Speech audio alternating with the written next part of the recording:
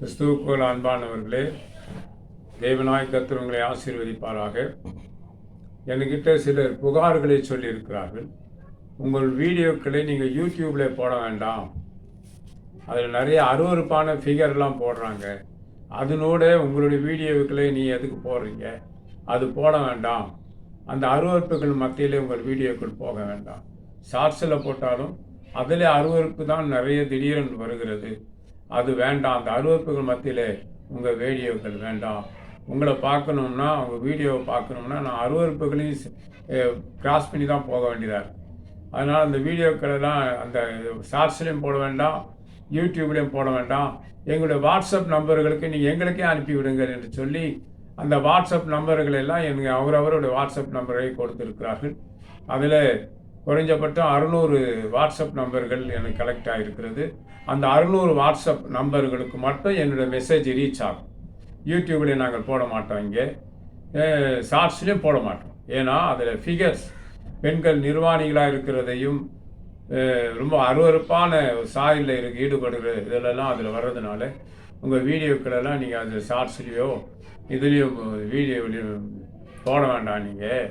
நீங்கள் அதை விட்டு எங்கள் வாட்ஸ்அப் நம்பருக்கு எங்களுக்கே நீங்கள் அனுப்பி வச்சுருங்கன்னு சொல்லியிருக்கிறாங்க. அன்பானவர்களே, நாங்கள் வீடியோ அது ஷார்ட்ஸ்லேயும் போட மாட்டோம். இன்னொன்று என்ன, இது யூடியூப்லேயும் போட முயற்சி பண்ண மாட்டோம். அதில் ரொம்ப அருவருப்பாக இருக்குது. உங்கள் வீடியோவில் பார்க்குறதே என் பிள்ளைகள் அந்த அருவருப்பையும் பார்க்க வேண்டியதாக இருக்குது. அதனால் அதில் போடாதீங்க அப்படி என்று சொல்லியிருக்கிறார்கள். நாங்கள் பெரும்பாலும் 6 மணி 7 மணிக்கு பார்ப்போம், சில நேரம் நைட் 10 மணிக்கு கூட பார்ப்போம். அதில் எல்லாமே அருவருப்பானது தான் வருகிறது. அது உங்களுடைய ஆலோசனைகளுக்கு மாறாக நடைபெறுகிறது. அதனால் யூடியூப்பில் நீங்கள் போட வேண்டாம், ஷார்ட்ஸ்லேயும் போட வேண்டாம். எங்களோட வாட்ஸ்அப் நம்பருக்கே நீங்கள் இங்கே அனுப்பி விட்டுட்டாங்கன்னா நாங்கள் அதை பார்த்துக்குருவோம் அப்படின்னு சொல்லியிருக்கிறார்கள். அதனால் நாங்கள் அதை ஏற்கனவே யூடியூப்பில் ஏற்றினதே நாங்கள் டெலீட் பண்ணிவிட்டோம். யூடியூப்பில் ஏற்றினதை நாங்கள் டெலீட் பண்ணிவிட்டோம். ஷார்ட்ஸில் இருந்ததே நாங்கள் டெலீட் பண்ணிவிட்டோம். யூடியூப்லேயும் ஷார்ட்ஸ்லேயும் இந்த பகுதியிலே எங்களுடைய வீடியோக்கள் வராது. நாங்களே அதை டெலீட் பண்ணிவிட்டோம். அன்பானவர்களே, நாங்கள் எங்களுக்கு கிடைத்திருக்கிற 600க்கும் மேற்பட்ட வாட்ஸ்அப் நம்பர் இருக்கிறது. அவருக்கு நாங்கள் வீடியோக்களை நாங்கள் அனுப்பி கொண்டே இருப்போம். அவர்கள் ஃபோன் பண்ணுகிறார்கள், நாங்கள் வீடியோக்கள் அவர்களுக்கு மட்டும் தான் அனுப்பி தர வழியே இது ஷார்ட்ஸ்லேயும் போட மாட்டோம், யூடியூப்லேயும் நாங்கள் வர மாட்டோம். ஏன்னா அதில் அருவருப்பு நிறைய இருக்குது. உங்கள் வீடியோ பார்க்கணுன்னா நான் அருவருப்பை தாண்டி தான் வர வேண்டியதாக இருக்குது. மகா மோசமான அருவருப்புகள் எல்லாம் அங்கே இருக்கிறது. அதனால் நீங்கள் யூடியூப்பில் போடாதீங்க, ஷார்ட்ஸ்லேயும் போடாதீங்க. அதை பிள்ளைங்கள் பார்த்தா அதுங்களுக்கு ஃபீலிங் வேறு மாதிரி இருக்கும். ஆனால் நீங்கள் எங்கள் வாட்ஸ்அப் நம்பருக்கே அனுப்பிவிடுங்க. அவங்களுக்கு மட்டும்தான் நாங்கள் அனுப்ப போகிறோம். எந்த வீடியோ இதில் எல்லாம் யூடியூப்லாம் மேக்ஸிமம் போட மாட்டோம். போட்டாலும் கொஞ்சம் போட விட்டு நாங்களே டெலீட் பண்ணிடுவோம். அது கொஞ்சம் ஓடும், தானாகவே டெலீட் ஆகிடும். அந்த மாதிரி தான் நாங்கள் ரெடி பண்ணி வச்சுருக்குறோம். இனிமேல் நாங்கள் அதை செய்ய மாட்டோம். எங்களுக்கு இருக்கிற வாட்ஸ்அப் நம்பர்களுக்கு அவங்களுக்கு மட்டும் எங்கள் வீடியோக்களை நாங்கள் போடுவோம். புரியுதுங்களா? அதெல்லாம் இதில் வராது. தேவன் நம்மை ஆசீர்வதிப்பாராக. அன்பானவர்களே, இந்த அருமையான நேரத்தில் தேவன் நமக்கு கொடுத்த நல்ல சந்தர்ப்பத்துக்கு ஆசீர்வதிக்கிறோம். இக்காலங்களிலே சபைகளில் நடக்கிறதான 2 விதமான துஷ்ட வல்லமைகள் சபையில் இருக்கிறது. கரெக்டாக புரிஞ்சுக்கிறீங்க. ஒன்று பழைய பாம்பாகிய வலு சர்பம், இன்னொன்று துஷ்ட மிருகம். இது சபையில் இருக்கிறது. சாத்தான் எங்கே இருக்கிறான் சாத்தான்? பூமியில் பாருங்கள், எத்தனையோ கோவில்கள் எல்லாம் இருக்கிறது, தெய்வங்கள் என்று சொல்கிறார்கள். இவைகளெல்லாம் சாத்தான் அல்ல. சாத்தான் என்பவன் வேறே. இயேசு கிறிஸ்து உப்பரைன்னு போய் நிப்பாட்டானே, அவன் தான் சாத்தான். தாழ குதி என்று சொன்னானே, அவன் தான் சாத்தான். தேவனுடைய சிங்காசனத்தை இச்சித்தானே, அவன் தான் சாத்தான். அவனே விழத்தள்ளினா ஒரு சாத்தான் உண்டு. லூசிஃபரையே தேவனுடைய சிங்காசனத்தை இச்சிக்க வச்சானே, அந்த நபர் யாருன்னு உங்களுக்கு தெரியுமா? யாருமே ஒன்று சொல்ல மாட்டார்கள். அந்த நபர் வேறே. அவன் தான் தேவனுக்கு விரோதமாக இருக்கிற ஒரு பழைய பாம்பாகிய வலு சர்பம் என்று பெயர் கொடுத்து வைத்திருக்கிறார். அன்பானவர்களே, இந்த புதிய ஏற்பாட்டின் சபையில் எல்லா ஊழியங்களிலும் எல்லா சபைகளிலும் போய் பார்த்தால் பெருமை மேட்டிமை என்கிறதான அந்த லூசிஃபர் கேரக்டர் அங்கே இருக்கும். அடுத்தபடியாக இப்படி மூவ் பண்ணுறதான சர்பம், 7 தலைகள் 10 கொம்புகளுள்ள சர்ப்பம் சபையில தான் இருக்கும். அடுத்தபடியாக துஷ்ட மிருகம் சபையில தான் இருக்கும். வேசி தனத்தின் ஆவி சபையில தான் இருக்கிறது. அதை நீங்களே சோதித்து பார்க்கலாம். அதை இந்த 3 விதமான பொல்லாப்புகள் எந்தெந்த சபையில் இருந்தால் அவைகள் 3 விதமாக ஜனங்களுக்குள்ளே உணர்வுகளை உண்டாகும். அகந்தையும் பெருமையும் உண்டாகும், தாழ்வு மனப்பான்மையை உண்டாக்கும். ஒருவன் சொல்லியிருக்கிறார், அவர் எங்களை சொல்லாமல் எங்களை குத்தி பேசுகிறார் சொல்லியிருக்கிறார். நான் அப்படி இல்லை, உள்ளதை சொல்லுகிறேன். நீங்கள் தவறாக புரிந்து கொள்ளக்கூடாது. சபையில் இருக்கிறது அருவருப்பான வாழ்க்கை வாழ்ந்து கொண்டிருக்கிறதான ஜனங்களுக்கு அந்த அருவருப்புகள் ஏன் வருகிறது என்றால் சாத்தானுடைய ஆளுகை அந்த சபையில் இருக்கிறது. பழைய பாம்பாகிய வலு சர்பம் அந்த சபையில் இருக்கிறது. துஷ்ட மிருகம் அந்த சபையில் இருக்கிறது. அவனை வெட்டிடுவோம், அவனை குத்திடுவோம், போய் அடிச்சிடுவோம். அன்பானவர்களே, இதுதான் துஷ்ட மிருகம். அது உனக்குள்ளே இருக்கு பார்த்தியா? அப்போ நீ கூடியிருக்கிற சபையில் துஷ்டமிருகம் இருக்குங்கிறதுக்கு நீயே சாட்சி. துஷ்டமிருகம் இருக்குது என்பதற்கு நீயே சாட்சி. அடுத்து தெய்வ பக்தியின் வேஷத்தை இருக்கிறதான். ஒளியின் தூதனுடைய வேடத்தை தரித்து அப்படின்னு பைபிளில் இருக்கு. ஒளியின் தூதன் தேவனுடைய தூதனானவர். அவருடைய வேடத்தை தரித்து தான் சாத்தானானவன் சபைகளிலே கிரியை செய்கிறான். அவனும் தீர்க்கதரிசனம் சொல்லுவான், அவன் ஜெபம் பண்ணாலும் வியாதி சுகமாகும், அவனும் பேயை விரட்டுவான். ஆனால் அவன் தேவனை போன்றே தோற்றம், ஒளியின் தூதன் தேவனுடைய தூதனானவர், அவரை போன்று தோற்றம் அளித்து சபையில் இருப்பான். ஆனால் புத்தி கேடானதா இருக்கும், கொள்ளாதவன். புரியுதுங்களா? அந்த சாத்தானுடைய ஆளுகை மேக்சிமம் பெண்டிகஸ்ட் சபையில தான் நிறைய இருக்கு. பெண்டிகஸ்ட் சபையில் தான் சாத்தானுடைய ஆளுகை நிறைய இருக்கு.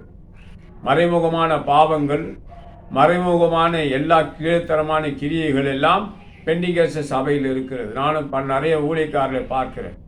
அவளுக்குள்ளே அகம்பாவத்தனங்கள் நிறைய இருக்கு. அத்தை பண்ணிடுவோம், இத்தை பண்ணி ஒருவன் கார்ல இருந்து சொல்லுகிறான், கூட்டிட்டு போய் அடிச்சிருவோமா, ஆளை வச்சு அடிச்சிருவோமா? அவனுக்கு சொல்லுகிறேன், உன் தகப்பனை போல நான் டம்மி பீஸ் கிடையாது. இல்லை, உன் அப்பங்கிட்ட ஒன்றுமே இல்லை, ஆனால் உன் அப்பா பிரசங்கம் பண்ணுறான்.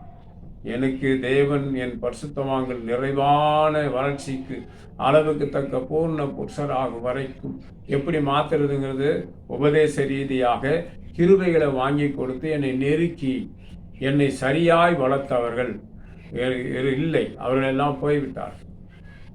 உங்கள் அப்பனை மாதிரி டம்மி பீஸ் கிடையாது. நான் நீ வீட்டில் பேசுறது கூட என் காதில் கேட்கணும்னு நினச்சா கேட்டுருவேன். நீ உள்ளத்தில் பேசுகிறதே என் காதில் கேட்டுரும். நான் அதெல்லாம் விரும்புறதில்லை. நிறைய அருவருப்புகள் ஜனங்களுக்குள்ளே இருக்கிறது. தேவனே தன் செவியை ஏன் சாய்க்காமல் மறைத்து கொள்கிறார்? காரணம் என்ன? எல்லாருடைய சத்தமும் தேவனுடைய செவியில் கேட்கும். ஆனால் அவர்களுக்குள்ளே இருக்க அந்த அருவருப்புகளின் கிரியைகளினால் வருகிற சத்தம் தேவனுடைய செவிகள் எட்டக்கூடாது என்பதற்காக தான் தேவன் தன் செவிகளை விளக்குகிறார். இதே போன்றுதான் நிறைய அவங்க உள்ள ரோட்டில் போகும்போதெல்லாம் அவங்க உள்ளத்தில் என்ன பேசுகிறாங்கிறது எனக்கு தெரியும். நீ என்ன பேசுகிறேங்கிறது எனக்கு தெரியும். எனக்கு தீமை செய்ய நினைக்கிறது எனக்கு தெரியும். நான் இருக்கிறது வீட்டில், நீ இருக்கிறது வேற இடம். இதான் தேவன் எனக்கு வைத்திருக்கிற மகத்துவம்.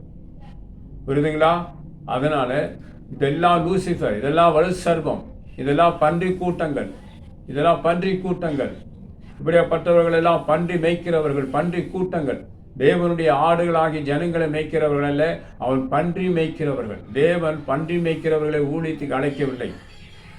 3 லேகியோனுக்கு மேலே பன்றிகளை மேய்த்து கொண்டு இருந்தார்கள். அவர்களை எல்லாரும் சாத்தானே அவர்களுக்குள்ளே அனுப்பிவிட்டார். அவைகளெல்லாம் சமுத்திரத்தில் விழுந்து செத்து போனது. ஆனால் அந்த பன்றி மேய்த்தவர்களை தேவன் ஊழியத்துக்கு அழைக்கலை. ஏனால் அவர்களை ஊழியத்துக்கு அழைத்தால் இங்கே அருவருப்புகளை உண்டு பண்ணுவார்கள், அகபாவத்தனங்கள் உண்டு பண்ணுவார்கள் தெரியும். ஆடு மேய்க்கிறவனை ஊழியத்துக்கு அழைத்தால் மீன் பிடிக்கிறவனை ஊழியத்துக்கு அழைத்திருக்கிறார். அப்புறம் மருத்துவனை ஊழியத்துக்கு அழைத்திருக்கிறார்.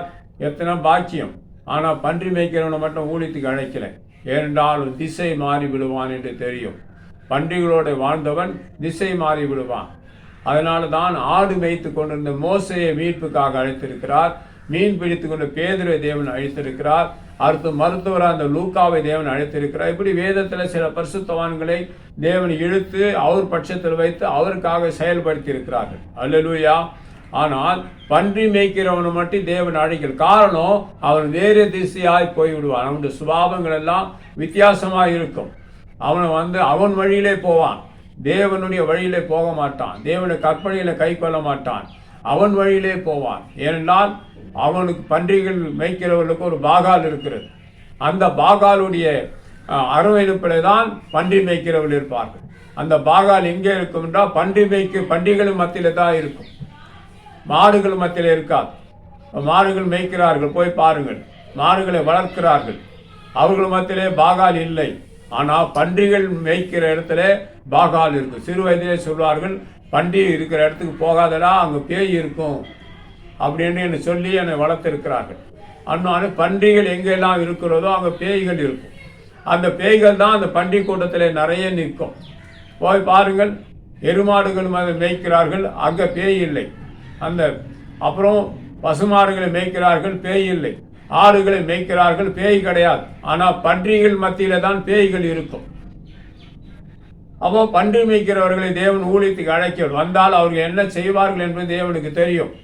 அப்படி இப்போ பொய், பித்தலாட்டம், ஏமாத்துத்தனம், அந்த பாகால் எப்படியெல்லாம் அவர்கள் உபயோகப்படுத்துகிறதோ அப்படிதான் அவர் இருப்பார்கள்.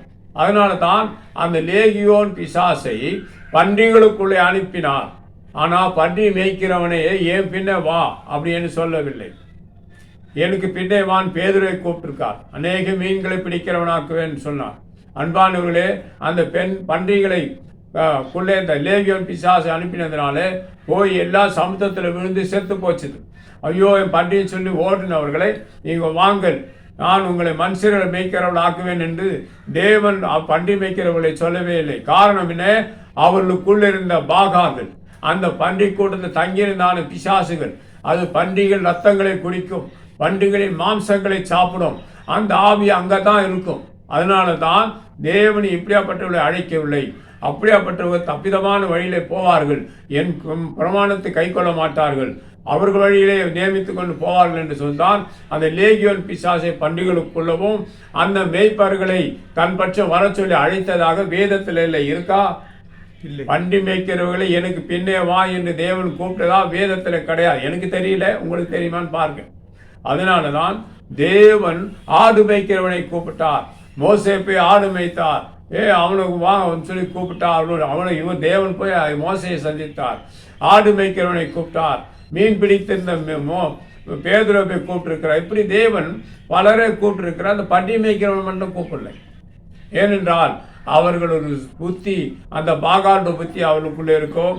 அவர்கள் பெண்களும் வித்தியாசமாக இருப்பார்கள், ஆண்களும் வித்தியாசமாக இருப்பார்கள். அதனால தான் பன்றி மேய்க்கிறவர்களை தேவன் அங்கீகரிக்கவில்லை. அன்பானவர்கள், நான் சிறு வயதிலே குறவர்களின் மத்தியிலே போய் என் கூட படித்த பசங்களாம் 10 பேர் குறவர் தான். அவங்க ஒவ்வொருத்தரும் 100-150 பண்ணி வச்சுருப்பாங்க. பரீட்சை லீவில் நான் எங்கள் வீட்டுக்கு தெரியாமல் அங்கே போவேன். ஆனால் யாரோ எங்கள் வீட்டை சொல்லிட்டாங்க, அவன் பையன் அந்த குறவ பசங்க கூட போய் உட்காந்துருக்கான். அப்போ பாருங்கள், அருவருப்புகள். அந்த குறவர்கள் அந்த பன்றிகள் படுத்து கிடக்கும், இவன் இங்கே படுத்து கிடப்பான். அந்த பன்றிகள் அங்கே படுத்து கிடக்கும், இங்கே உட்காந்து சாப்பிடுவான். பாருங்க, அந்த பன்றிகளுக்கு கூட பேய்கள் இருக்கும். நாங்கள் எங்கள் வீட்டில் எல்லாரும் சொல்லிக்க, பேயுடைய வாகனமே பன்றி தான் என்று சொல்வார்கள், பேய்களுடைய வாகனமே பன்றி தான் என்று சொல்வார்கள். அந்த பன்றிகளை தான் மேய்க்கிறார்கள். அதனால தான் நாம் ஜாக்கிரதையாக இருக்க வேண்டும். தேவன் நம்மோடு கூட இருக்கிறார். நானே நல்ல மேய்ப்பன் என்று ஆண்டவர் சொல்கிறார். என் ஆடுகள் என் சத்தத்துக்கு செவி கொடுக்கும், என் ஆடுகள் என் சத்தத்துக்கு செவி கொடுக்கும் என்று சொன்னார் ஒழியே என் பன்றிகள் என் சத்தத்துக்கு செவி கொடுக்கும் என்று தேவன் சொல்லவே இல்லை. தேவன் நம்மோடு இருந்தால் நாம் பன்றியாக இருக்கிறோமா ஆடாக இருக்கிறோமா? ஆற்றினுடைய சுபாவம் வேறு, பன்றியினுடைய சுபாவம் வேறு. பன்றி தங்கியிருக்கிற இடத்துல நல்ல ஆட்கள் தங்கியிருக்க மாட்டார்கள். பன்றி தங்கியிருக்கிற இடத்துல மாடோ ஆடோ தங்கி இருக்காது. அந்த நாற்றம் அவர்கள் அந்த மிருகங்களுக்கு பிடிக்காது, அது ஓடிவிடும். அன்பானவர்களே, தேவன் என் ஆடுகள் என் சத்தத்தை செவி கொடுக்கும் என்று இயேசுக்கு சொல்றார். நானே நல்ல மெய்ப்பன் என்று சொல்கிறார். அந்த தேவன் இன்றென்றும் உள்ள சதா காலங்களிலும் நம்முடைய தேவனா இருக்கிறார். சரி, பழைய ஏற்பாட்டு காலத்திலே உபாகம் 5வது அதிகாரத்தில் இருக்கிறதானே அந்த பிரமாணங்களை 89வது வருஷத்திலிருந்தே தேவன் என்னோடு கூட போராடி கொண்டிருந்தார். ஐயா, இவங்க உபதேசம் என்று சொல்லுகிறார்களே, உபதேசம் உபதேசம் என்று சொல்லுகிறார்களே, அதை கை கொள்வதா, இல்லைந்து நீர் பிரமாணம் பிரமாணம் என்று சொல்லுகிறீரே, இதை நான் கை கொள்வதா என்று கேட்கும்போது பிரமாணத்தை தான் தேவனை முக்கியப்படுத்தினார் வழிய உபதேசத்தை அல்ல.